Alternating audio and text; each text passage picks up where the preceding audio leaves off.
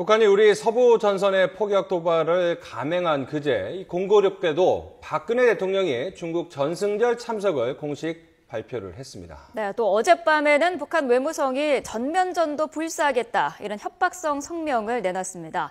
북한의 이번 도발 대외적으로는 어떤 계산이 깔린 건지 김한권 국립외교원 교수 그리고 김희준 YTN 통일외교 전문기자와 분석해 보겠습니다. 어서 오십시오. 네, 안녕하세요. 안녕하십니까. 자, 먼저 밤사이 상황 변화가 있었는데 자정쯤에 외무성이 성명을 내놨습니다. 이 전면전이라는 단어까지 사용을 했는데 한번 먼저 잠시 들어보도록 하겠습니다. 경의하는 김동은 동지께서는 21일 17시부터 조선인민군 전선 대연합부대들이 불의작전 진입이 가능한 완전 무당한 전시 상태로 이전하며 전선지대에 전전시 상태를 선포함에 대한 최고 사령관 명령을 하달하시었다. 우리 군대와 인민은 단순한 배웅이나 보복이 아니라 우리 인민이 선택한 제도를 목숨으로 지키기 위해 전면전도 불사할 입장이다. 자, 먼저 김혜중 기자, 지금 상황을 보면은요, 북한의 이제 전시 상황, 작전 상황도 설명을 하고, 불의 작전, 전면전도 불사하겠다 이렇게 강경 발언을 내놨는데 그 주체가 우리의 외교부에 해당하는 외무성이라는 게 좀 의아한데 어떤 의미일까요? 네, 북측은 이제 이번 자기들의 이제 선제 도발에 대해서 인정을 하지 않고 있습니다. 네. 순전히 남측의 모략극이고 꾸며진 것이라는 것을 강조를 하고 있죠. 따라서 이제 북한이 이렇게 강력한 성명을 내놓은 것은 자신들이 이제 최후 통첩으로 내세운 오늘 오후 5시까지 대북 확성기 방송을 이제 중단하지 않을 경우에 더 강력한 예정한 대로 이제 군사적 도발에 나서겠다는 그런 부분을 강조를 한 것이고요. 더욱이 전면전도 불사하겠다 이런 점은 향후 이제 우리 측의 행보에 따라서 더 강력한 대응을 할 수 있다 이런 부분을 강조를 한 것이고 특히 이제 외무성이 이 같은 입장을 발표한 것은 향후 이제 남측에 대한 경고뿐만이 아니라 미국과 중국 여러 주변국들에 전하는 메시지도 있는 것입니다. 특히 이제 중국 같은 경우 이 양측의 냉정 자제를 요청을 했는데 이런 자제를 우리가 할 만큼 현재 정세가 그렇게 편안한 상황은 아니다. 엄중하다라는 점을 강조한 것도 하나의 또 메시지라고 볼 수 있겠습니다. 어제 이 성명이 자정을 넘어서 이루어졌습니다. 한밤중에 그야말로 발표가 된 건데 아무래도 그런 시간도 김희준 기자가 얘기한 그런 연장선상에서 이해를 할 수 있을까요? 예, 김 기자님께서 아주 좋은 부분을 말씀해 주셨고요. 거기 조금 더 첨가를 한다면은 아마도 북한의 정부의 공식적인 입장을 미국의 언론 보도 시간에 맞추어서 얘기함으로써 이번에 중요 이슈 중에 하나인 한미 연합 훈련에 관한 중단 이런 얘기를 미국 언론을 통해서 메시지를 전달하는 그런 의미도 있을 수 있고요. 또 하나는 최근에 주요 북한 관련 현안에서 북한이 외교적 대응을 많이 하고 있습니다. 즉 릴레이식 주요국 대사들이 기자회견을 통해서 현안에 대한 입장을 많이 발표하는데요. 그런 의미에서 외교적 대응 중에 또 하나였다 이렇게 볼 수 있겠습니다. 자, 지금 베이징 특파원 보도도 저희가 전해드렸습니다만은 중국은 이번 사태에 대해서 이제는 그 어떤 긴장 조성 행위에도 반대를 한다. 그러면서 이제 물밑 중재 가능성을 내비쳤다 이렇게 베이징 특파원은 풀이를 했는데 실제로 그런 역할을 할 수 있고 그런 여건이 된다고 보시나요? 현재 이제 우다웨이 이제 대북 정책 특별 대표죠. 육자회담 수석 대표가 한 말인데 실제 그동안 북중 관계가 굉장히 소원하지 않았습니까? 사실 이번에 전승절 기념식을 앞두고도 김정은 제1위원장의 참석에 대해서 어떤 북중 간의 고위급 채널이 전혀 가동되지 않고 있다.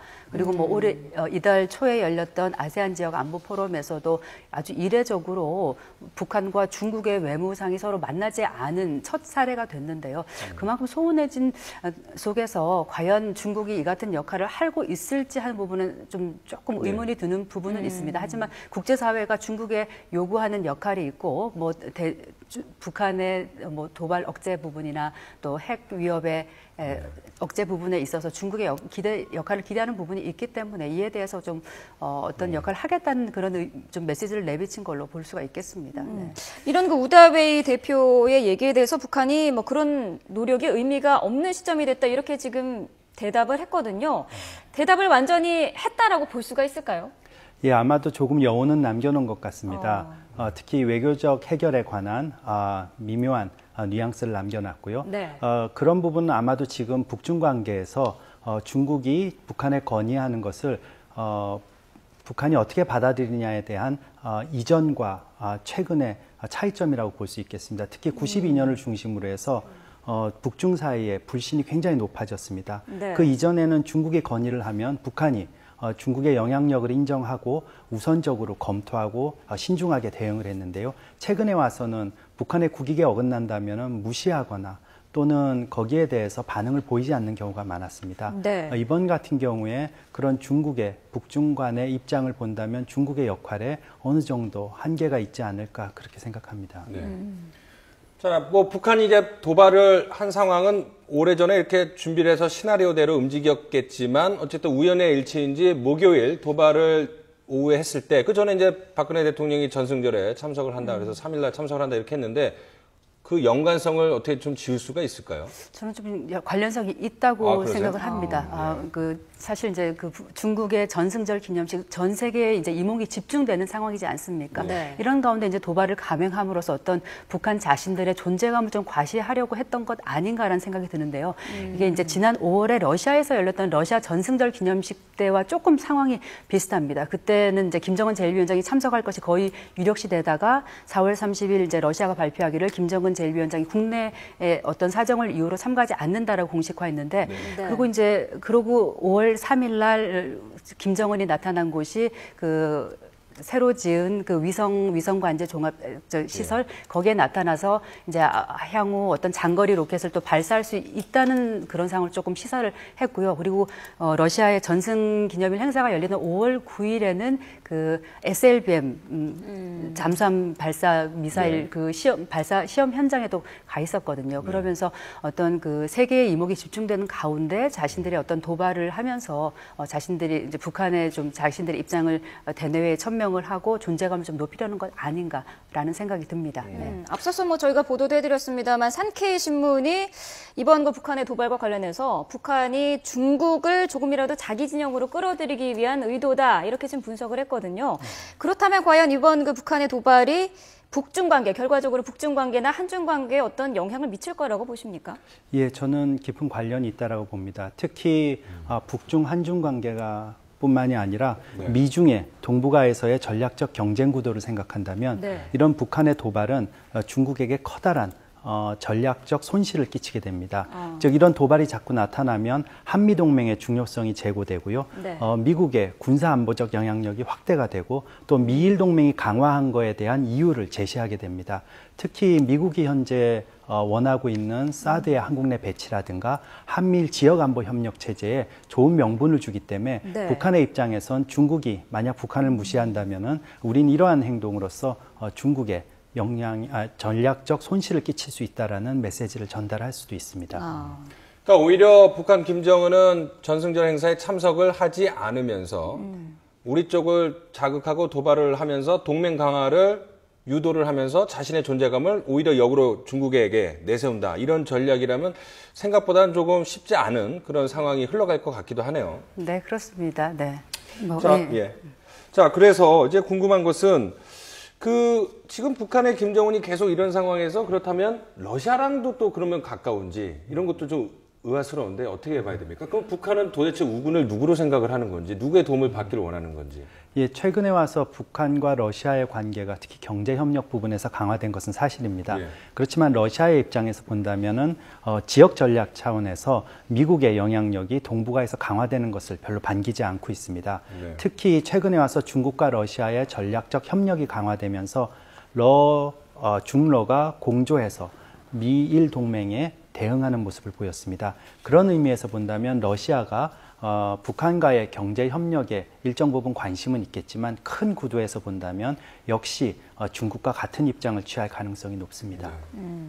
지금 뭐 윤병세 외교부 장관도 해외 출장에 나가 있습니다만 하루 일찍 이제 귀국을 한다는 소식이 들어와 있는데 주변국이나 유엔 등과의 공조를 통한 어떤 해결 방법을 찾을 수는 있지 않을까요? 당연합니다. 뭐 북한의 도발에 대해서는 뭐 유엔을 비롯한 국제사회의 공조가 우리 정부가 할 수 있는 뭐 가장 강력한 수단일 것이고요.